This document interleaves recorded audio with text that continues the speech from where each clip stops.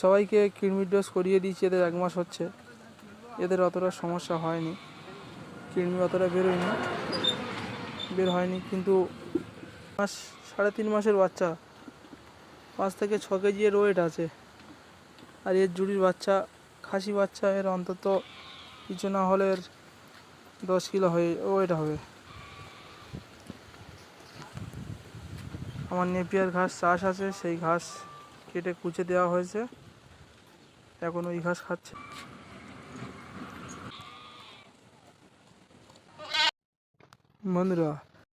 Hello বন্ধুরা, সবাই কেমন আছেন? আশা করি সব ভালো আছেন। আজ অনেক দিন পর আবার একটা নতুন ভিডিও নিয়ে এলাম। বন্ধুরা, আজ আমার ছাগল ও ভেড়াদের কৃমিনাশক করাবো, ডিওয়ার্মিং। বন্ধুরা, যারা যারা আমার চ্যানেলটাকে সাবস্ক্রাইব করেননি, এখনই সাবস্ক্রাইব করে দিন, পাশের বেল আইকনটি দাবিয়ে রাখুন।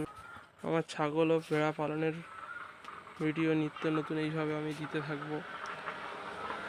কাজের চাপে সময় পাওয়া যাচ্ছে না।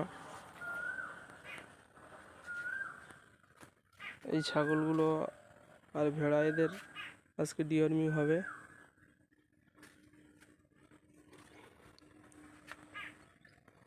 বন্ধুরা, ভিডিওটি ভালো লাগলে লাইক কমেন্ট করবেন এবং সাবস্ক্রাইব করে দেবেন। চলো দেখে নেওয়া যাক আমি কোন কোন কৃমিনাশক এদেরকে করাবো আর আগে কি করিয়েছি।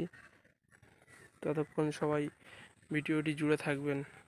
আমার হাতে যে ট্যাবলেট আছে, ডিস্টোডিন ট্যাবলেট, অক্সোক্লোরাইড, এই ট্যাবলেট দিয়ে আজ আমার এই ছাগলের বাচ্চাদের আর এই ঘোড়ার বাচ্চাদের আমি ডিওয়ার্মিং করাবো।